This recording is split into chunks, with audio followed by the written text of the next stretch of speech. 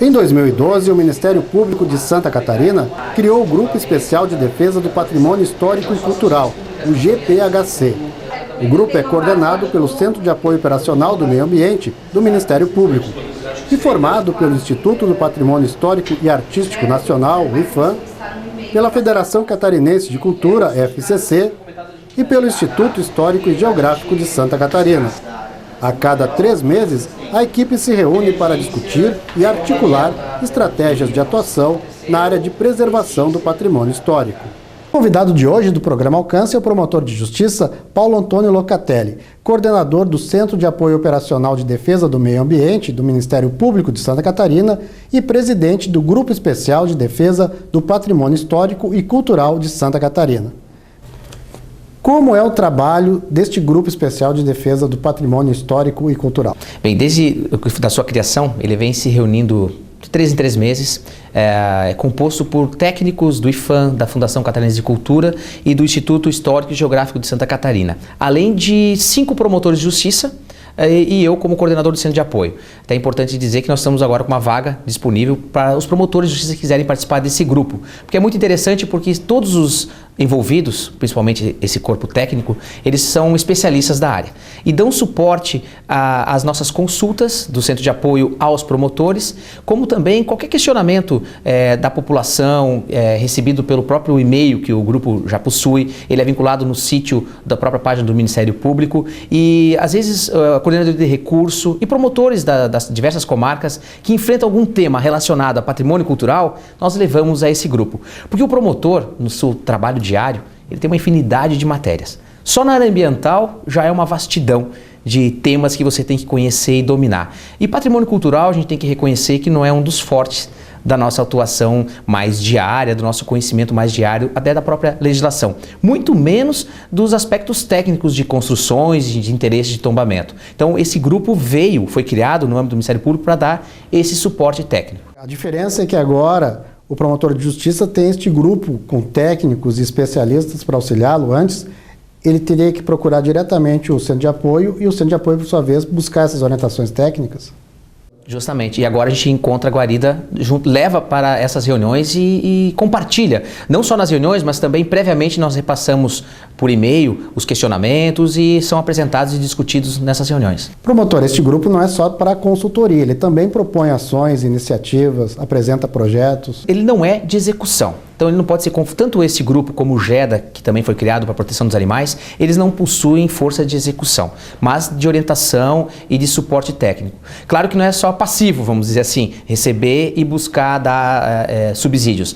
Também se toma iniciativas. Determinadas ações que estão previstas nos programas do Ministério Público nesta área, foram tiradas sugestões dos próprios participantes. Por exemplo, a preocupação de que o promotor de justiça tem que ter, uma das ações previstas, no caso de bens inventariados. Que proteção tem que se dar a esses bens que estão inventariados como de interesse turístico histórico? Vamos se buscar o tombamento, até que se consiga o tombamento, como acautelar, como protegê-los. Então, esses subsídios, essas informações são repassadas e servindo para instigar, fomentar o promotor. Promotor Locatelli, o senhor trouxe agora uma palavra nova. Nós estávamos falando de bens tombados e agora surge o termo bem inventariado. Qual é a diferença entre os dois? Bens tombados são poucos. Dentro do contexto de interesse turístico, histórico, paisagístico de Santa Catarina, a relação tanto do IFAM a nível federal quanto a nível estadual da FCC são poucos, e também dos municípios. Bens tombados municipais não são muitos. Só que a lista, o inventário de bens com interesse de tombamento, esta é bastante ampla. Só que demora um processo de tombamento, ele tem os seus trâmites, pode ser que não reconheça o imóvel como de interesse, não seja tombado. Então, a nossa função hoje maior, acho que mais importante do promotor, é conhecer essa listagem dos imóveis com interesse de tombamento, os bens inventariados na sua comarca, e protegê-los. Protegê-los do investimento, dessa exploração, desenvolvimento, crescimento do desordenado e até essa forma desenfreada de busca de imóveis para construir, precisa muitas vezes demolir um imóvel que teria um interesse futuro ou até mesmo decorrente da sua história ser preservado. E aquele proprietário de um bem que está sendo inventariado, ainda não foi tombado, ele não pode mexer naquele bem? Ele não é declarado tombado, mas algumas doutrinas, né, e até mesmo decisões equiparam para fins de proteção o bem tombado ao bem inventariado ao bem tombado. Então, se ele já está inventariado, é porque ele possui laudos técnicos, de um corpo técnico, dizendo que aquele imóvel tem interesse turístico, histórico, né, enfim, e deve ser preservado para fins de futuro tombamento. Então, as ações que são fundadas para proteger um bem inventariado se baseiam nos mesmos princípios e fundamentos de um imóvel tombado. No momento que ele é inventariado, ele já passa poder ser preservado, protegido. O promotor tem que agir para protegê-lo, inicialmente através de uma recomendação ao ente público que se abstenha de autorizar qualquer tipo de intervenção e até mesmo ações civis públicas, ações cautelares para resguardar. É claro que a cientificação mais importante, a notificação, é no caso de tombamento. Até o mesmo IPHAN notifica por edital, uns criticam que não poderia ser por edital, teria que ser pessoal. Mas enfim, ela acontece. Mas tanto a notificação do tombamento a posteriori quanto a do inventário já mostra ao proprietário, seja ele da iniciativa privada ou até pública, de que aquele imóvel tem interesse e precisa ser resguardado. Então qualquer tipo de tratativa em cima dele tem que ser feita com mais cautela. Quais são as especificidades então de atuação nessa área de defesa, de proteção do patrimônio histórico e cultural? Bem, primeiro o volume de serviço nessa área, o volume que chega ao promotor é muito pequeno. São poucas promotorias que enfrentam esse dilema. Hoje, na área ambiental, nós temos as promotorias regionais, que concentram os temas macros, os temas mais, vamos dizer assim, complexos. Esse tema já não chega às regionais. Então ele fica capilarizado em cada promotoria, em cada comarca.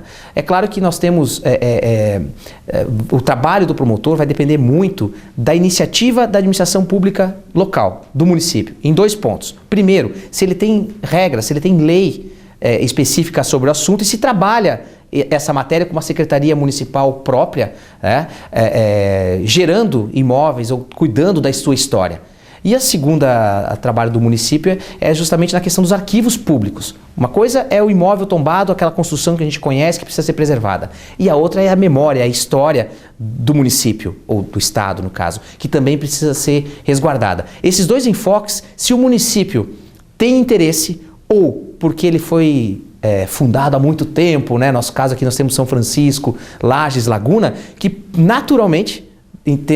pelo tempo da sua história, já torna o município com mais demanda de imóveis tombados, né? Então é o município que vai gerar essa demanda, ou o próprio município, o administrador, que tem interesse em criar leis para proteger a sua história e os seus documentos, e vai chegar ao promotor. Mas como eu falei, de todo o contexto, é uma matéria que não tem um volume tão grande. Por não ter um volume tão grande, o conhecimento não foi tão difundido, capilarizado. Mas recentemente no nosso encontro operacional, uma das oficinas, a gente incluiu justamente essa matéria para instigar e levar esse conhecimento, compartilhar o conhecimento de quem tem, para que todos os promotores possam agir.